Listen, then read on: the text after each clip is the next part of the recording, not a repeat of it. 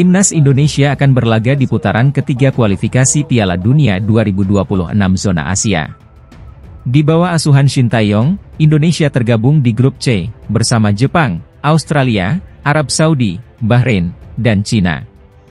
Indonesia akan memulai petualangannya dengan bertandang ke Arab Saudi pada 5 September 2024, sebelum menjamu Australia di Stadion Utama Gelora Bung Karno, Jakarta, 5 hari kemudian. Di sisi lain, Timnas Malaysia tidak ikut serta dalam kualifikasi karena telah tersingkir di putaran kedua. Malaysia memilih menggelar turnamen sendiri bertajuk Pesta Bola Merdeka 2024. Turnamen ini akan diadakan di Stadion Bukit Jalil pada 4 dan 8 September. Malaysia akan bertemu Filipina di semifinal, sementara Lebanon menghadapi Tajikistan. Turnamen ini juga menjadi debut pelatih baru Malaysia, Pau Marty. Ketua Komite Kompetisi FAM, Firdaus Mohamed, menargetkan Malaysia menjadi juara di rumah sendiri. Selain itu, Malaysia juga bertekad melewati Indonesia di ranking FIFA. PSSI memastikan tim nasional Indonesia akan tetap menggunakan Stadion Utama Gelora Bung Karno, Jakarta, untuk menjalani laga kandang pertama duel putaran ketiga kualifikasi Piala Dunia 2026 kontra Australia, 10 September mendatang. Awalnya, PSSI merencanakan untuk membawa Marcelino Ferdinand dan kawan-kawan berkandang di Stadion Gelora Bung Tomo, Surabaya, Jawa Timur, pada game melawan Australia. Itu disebabkan rencana kunjungan Paus Fransiskus ke Jakarta, 3 hingga 6 September mendatang. Tempat berubah. Laga putaran 3 kualifikasi FIFA World Cup 2026 akan dimainkan di Stadion Gelora Bung Karno di Jakarta, tulis Takarir unggahan akun Soceroos yang menampilkan foto lanskap SUGBK dan skuad Australia. Arya Sinulinga, merespons unggahan Soceroos itu dengan menyebut bahwa PSSI dalam beberapa hari terakhir telah melakukan koordinasi intens dengan Pusat Pengelolaan Komplek Gelora Bung Karno selaku pengelola SUGBK. Kami mengajukan SUGBK ke AFC sehingga Australia dapat info perubahan lokasi laga, itu dari AFC. Kami juga sudah lakukan kunjungan ke GBK kemarin, Senin, untuk melihat perkembangan rumput. Kabarnya, PPGBK mencari rumput tertentu untuk bisa dipakai secepatnya untuk pertandingan putaran ketiga, ujar Arya. Lebih lanjut, keinginan PSSI kembali ke SUGBK tidak lepas dari kapasitas besar stadion terbaik di Indonesia itu. Pada 2 laga kandang terakhir Indonesia pada putaran kedua kualifikasi Piala Dunia 2026, lebih dari 60.000 penonton memadati tribun SUGBK. Adapun Stadion Gelora Bung Tomo hanya berkapasitas sekitar 40.000 penonton.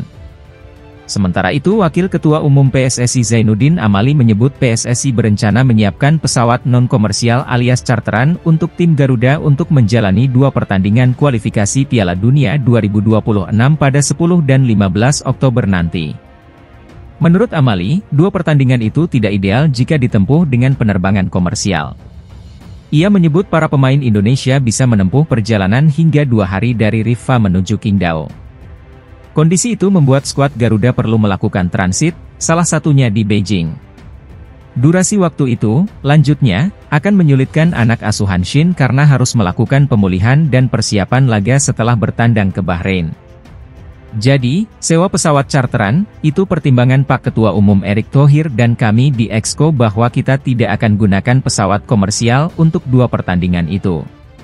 Tidak ada waktu untuk berlatih dan pemulihan karena jarak beberapa hari mereka harus bertanding, ujar Amali. Meski begitu, Amali menegaskan, dana sewa pesawat charteran itu tidak berasal dari anggaran pendapatan dan belanja negara, APBN, sebesar 120 miliar rupiah yang diberikan negara kepada PSSI. Ia mengungkapkan, dana APBN yang diberikan pemerintah melalui persetujuan Kementerian Keuangan serta Kementerian Pemuda dan Olahraga dialokasikan untuk kebutuhan pemusatan latihan dan pembinaan sepak bola usia dini. Timnas Indonesia Senior menatap laga berat di kualifikasi grup C ronde 3 demi tiket lolos ke Piala Dunia 2026. Kendati Timnas Indonesia sudah berada di level berbeda dan menjadi satu kekuatan yang sudah tak bisa dipandang sebelah mata. Ini tidak terlepas dari kehadiran pemain naturalisasi di mana tercatat ada 11 nama yang kini memperkuat timnas. Dengan semakin dekatnya mimpi timnas menuju Piala Dunia, tak ada salahnya untuk terus meningkatkan kekuatan timnas termasuk dengan menambah amunisi pemain naturalisasi di ronde 3. Hal ini pun diperkirakan akan dilakukan apalagi dua laga awal Indonesia akan menghadapi Arab Saudi dan Australia pada September 2024 mendatang. Ada sederet nama yang disebut akan bergabung, sebut saja Martin Paes. Meski sudah berstatus WNI namun masih ada proses yang harus dilalui Martin Paes untuk membela timnas Indonesia. Pemain naturalisasi itu diketahui pernah memperkuat timnas Belanda U21 di ajang kualifikasi Piala Eropa U21 2021 saat usianya sudah 22 tahun. Berdasarkan regulasi FIFA, seorang pemain bisa berganti dan bermain untuk tim nasional lain jika berusia di bawah 21 tahun pada saat terakhir bermain, baik itu tim junior ataupun senior di pertandingan resmi. Hingga kini proses masih berlangsung dan bukan tidak mungkin segera rampung. Selain itu ada pula nama-nama pemain seperti Mees Hilgers dan Ulla Romeni. Ulla Romeni merupakan pemain FC Utrecht asal Belanda. Sementara Mees Hilgers merupakan pemain FC Twente. Namun kepastian para pemain di atas masih menunggu kabar lebih lanjut. Selain itu nama-nama seperti Ramadan Sananta, Sadil Ramdhani bisa saja mendapat panggilan kembali untuk bersama timnas Indonesia. Pemain belakang Swansea City, Nathan Choyaon, angkat bicara soal kans timnas Indonesia melaju ke putaran final Piala Dunia. Nathan debut saat bertemu Vietnam pada 21 Maret 2024 dan sukses membawa timnas Indonesia menang 1-0 di ronde kedua kualifikasi Piala Dunia 2026 zona Asia.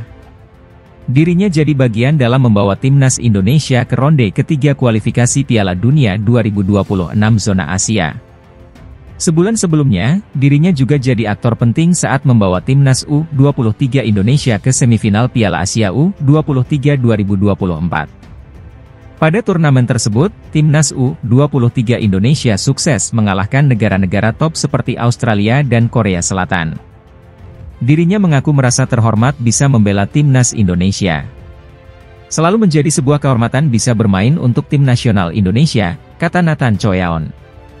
Makanya selalu ada rasa ingin memberikan yang terbaik dan membuat mereka bangga, tentunya, ujarnya.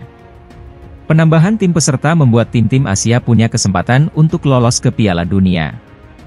Nathan Choyaon mengaku bahwa hal tersebut menebalkan keyakinannya bisa menembus putaran final Piala Dunia bersama timnas Indonesia. Perjuangan timnas Indonesia bakal dimulai pada September 2024 dalam ronde ketiga kualifikasi Piala Dunia 2026 zona Asia. Saya kira bagi setiap pemain, jika saya berbicara mewakili semua pemain di tim kami, itu, lolos ke Piala Dunia, adalah impian, ujarnya. Ketika Anda masih muda dan masih kecil, Anda selalu bermimpi bermain di panggung besar. Jika Anda mampu mencoba untuk mendapatkan kesempatan tahapan atau akhir turnamen, kualifikasi, maka Anda harus melakukan semua yang Anda bisa untuk mencapai tujuan itu. Tentu saja ini sangat berarti bagi kami. Mimpi yang bisa menjadi kenyataan bagi kami sebagai pemain dan juga negara ini, tentu saja, katanya. Mauresmo Hinoke, pemain muda berbakat asal klub FC Dordrecht U21, dikabarkan batal dinaturalisasi oleh timnas Indonesia. Berita ini mengejutkan banyak pihak, mengingat Hinoke sebelumnya disebut-sebut sebagai salah satu talenta potensial yang akan memperkuat timnas U20 Indonesia. Kabar yang belum terkonfirmasi ini menyebutkan bahwa proses naturalisasi Hinoke telah dihentikan.